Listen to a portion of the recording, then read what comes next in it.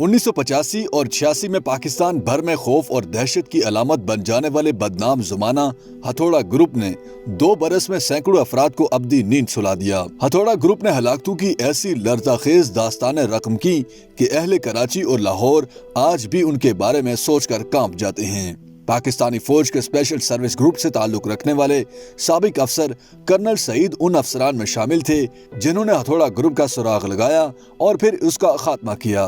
سندھ اور بلوچستان پولیس میں D I جی کے عہدوں پر فائز رہنے والے کرنل سعید بتاتے ہیں کہ تب کراچی انتظامی طور پر محض 3 اضلاع یعنی شرقی، غربی اور جنوبی اضلاع پر مشتمل تھا۔ بڑی ہی اپنائیت اور میل جول کا ماحول تھا۔ سادہ اور عام سی زندگی تھی۔ نہ ٹی وی چینلز تھے اور نہ ہی انٹرنیٹ، نہ کوئی سوشل میڈیا تھا اور نہ ہی موبائل فونز۔ لیکن پھر کراچی کے اسی پرامن ماحول میں اچانک ہتھوڑا گروپ نمودار ہوا۔ ہتھوڑا گروپ نے پہلی واردات تب ڈالی جب اپریل 1985 میں ملتان سے کراچی آنے والا اللہ وسایا کلفٹن پل کے نیچے سوتے ہوئے حملے کا نشانہ بنا۔ جب اسے ہوش آیا تو وہ خون میں لت پت تھا اور سر پر لگنے والی شدید چوٹ سے خون بہہ رہا تھا۔ اللہ وسایا کے آس پاس لیٹے دیگر 2 افراد ایسی ہی نوعیت کی چوٹ لگنے سے ہلاک ہو چکے تھے۔ 2 اپریل 1985 کو پیش آنے والا یہ واقعہ کراچی میں ہتھوڑا گروپ کے حملے کا پہلا حملہ تھا، جس کے بعد اس گروپ کی وارداتوں کا نہ رکنے والا سلسلہ شروع ہوا۔ اس کے بعد کلفٹن، برج، سٹی اسٹیشن کے قریب سے لاشیں ملنے کا سلسلہ شروع ہو گیا۔ سنسان علاقوں اور ریلوے لائن کے بعد آبادی میں اسی نوعیت کے واقعات نے گلی محلوں میں بھی خوف و ہراس پھیلا دیا۔ پھر پرانا گولیمار کے علاقے میں لیاری ندی کے کنارے آباد حسن اولیا ولیج میں پیش آنے والے واقعے نے حکومت وقت اور انتظامیہ کو ہلا کر رکھ دیا، جب بچوں سمیت ایک گھر کے 7 افراد کو اسی انداز میں سر پر چیز مار کر ہلاک کیا گیا۔ گھروں کے باہر سڑک یا فٹ پاتھ پر سوتے شہری، مزدور پیشہ افراد یا پھر گداکر روزگار کی تلاش میں کراچی آنے والے پردیسی، دکانوں اور چھوٹے ہوٹلوں کے ملازمین تواتر سے ایسی ہولناک وارداتوں کا نشانہ بننے لگے۔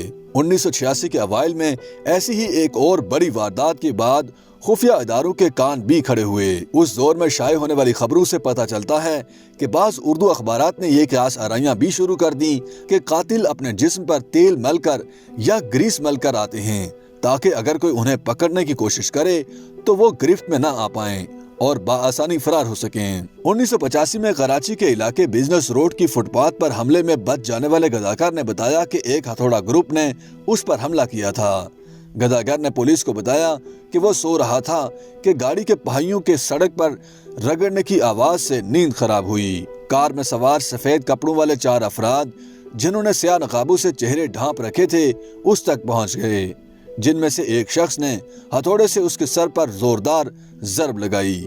حملہ آور اسے مردہ سمجھ کر فرار ہو گئے، مگر سخت جان زخمی گداگر کی چیخ و پکار پر اہل علاقہ نے اسے ہسپتال پہنچایا۔ پولیس نے یہ بیان ریکارڈ کیا تو ایک تو پولیس اور تفتیشی خفیہ اداروں کا یہ نظریہ تبدیل ہوا کہ یہ وارداتیں کسی نفسیاتی مریض قسم کے سیریل کلر کی کارروائی نہیں بلکہ ایک منظم گروہ کی سوچی سمجھی اور طے شدہ وارداتیں ہیں۔ یوں اخبارات کے کرائم رپورٹرز نے حملہ آوروں کو ہتھوڑا گروپ کا نام دے دیا۔ جلد ہی قتل و غارت کی یہ اندھی مگر انتہائی بھیانک وارداتیں ہتھوڑا گروپ کی کارروائی میں ڈھل کر خوف و دہشت کی علامت بن گئیں۔ کچھ اردو اخبارات نے ان وارداتوں کا تعلق روسی خفیہ ادارے KGB اور افغان خفیہ ادارے خاص سے جوڑنے کی کوشش کی تو کچھ نے اسے اپنے اقتدار کو طول دینے کی خاطر جنرل ضیاء الحق کی فوجی حکومت کا کارنامہ قرار دے دیا۔ صدر، وزیر اعظم، گورنر، چیف سیکرٹری سب کے آرڈرز تھے کہ پتہ کرو یہ وارداتیں کون کر رہا ہے اور کیوں کر رہا ہے۔ یہ سب وارداتیں رات کے اندھیرے میں 2 سے 5 بجے کے درمیان ہوتی تھیں اور عموماً صبح روشنی پھوٹنے پر ان کے بارے میں پتہ چلتا تھا۔ کراچی میں اتنا بھیانک ماحول بن گیا تھا جس کا اندازہ نہیں ہو سکتا، چنانچہ سیکیورٹی اداروں نے رات کو سڑکوں پر پیٹرولنگ شروع کر دی۔ اس دوران اچانک ہتھوڑا گروپ کی وارداتیں بند ہو گئیں۔ بعد ازاں پتہ چلا کہ ہتھوڑا گروپ کا سربراہ لیبیا کا ایک شہری تھا۔ عجیب بات یہ تھی کہ وہ شخص پاک لیبیا ہولڈنگ نامی انویسٹمنٹ وینچر سے وابستہ تھا۔ خفیہ اداروں کی نظروں میں آنے کے بعد بھی اس پر فوراً ہاتھ نہیں ڈالا گیا بلکہ اسے طویل عرصے تک نگرانی میں رکھنے اور ان کے خلاف کافی مواد جمع کر لینے کے بعد اسے زندہ گرفتار کرنے کا فیصلہ کیا گیا۔ ملزم کو پاکستانی فوج کے اسپیشل سروس گروپ سے تعلق رکھنے والے سابق افسر کرنل سعید نے گرفتار کیا تھا۔ انہوں نے انکشاف کیا کہ جب ہتھوڑا گروپ کی کارروائیاں شروع ہوئیں تو اس وقت کے آئی جی سندھ آغا سعادت علی شاہ نے مجھے بلوایا اور کہا کہ آپ کو یہ گرفتاری کرنی ہے، کیونکہ سندھ پولیس میں کوئی افسر فوج سے ایس ایس جی جیسی خصوصی تربیت کا حامل نہیں تھا۔ کرنل سعید نے دعویٰ کیا کہ لیبین ہولڈنگ بینک کا انچارج عمار نامی ملزم ہتھوڑا گروپ کا کرتا دھرتا اور اس کا سرغنہ تھا، جبکہ اس منظم نیٹ ورک میں پاکستانی بھی ملوث تھے۔ کرنل سعید کا کہنا ہے کہ ہتھوڑا گروپ کے سرغنہ عمار کا ٹھکانہ کراچی کے علاقے ڈیفنس کی فیز 5 کی 23ویں اسٹریٹ کے پاس تھا۔ اپنے ٹھکانے تک جانے کے لیے وہ اسی سڑک سے گزرتا تھا۔ ملزم 48 برس کا کلین شیو شخص تھا جو اپنے ڈرائیور کے ساتھ نقل و حرکت کرتا تھا۔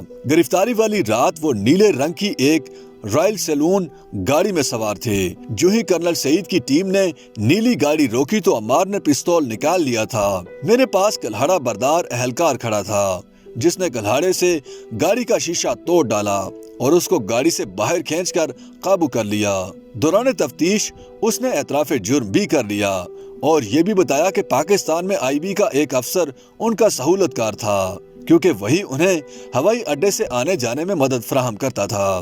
اس نے یہ بھی بتایا کہ میرے اکثر ساتھی وارداتیں کرنے کے لیے پاکستان آتے تھے اور پھر اگلے روز لیبیا واپس نکل جاتے تھے، لیکن یہ کہانی کھلنے کے بعد بھی لیبیائی باشندے کے خلاف کوئی کارروائی ہوئی، نہ ہی اس کے خلاف کوئی مقدمہ چلایا گیا، بلکہ اس کو ناپسندیدہ فرد قرار دے کر واپس لیبیا بھیج دیا گیا، کیونکہ سفارتی ویزا ہونے کی وجہ سے اسے سفارتی استثناء حاصل تھا۔ کرنل سعید نے بتایا کہ عمار کی گرفتاری اور ملک بدری کے بعد کراچی میں ہتھوڑا گروپ کی کوئی واردات نہیں ہوئی۔ YouTube پر گوگلی نیوز دیکھنے کے لیے youtube.com کی سرچ بار میں googly news T V type کریں۔ گوگلی نیوز کے پیج پر سرخ رنگ کے سبسکرپشن والے بٹن پر کلک کرنا نہ بھولیے۔ YouTube پیج پر اپلوڈ ہونے والی ویڈیوز سے باخبر رہنے کے لیے بیل آئیکن پر کلک کیجیے۔ آپ کو ہر نئی ویڈیو کے بارے میں نوٹیفیکیشن موصول ہو جائے گا۔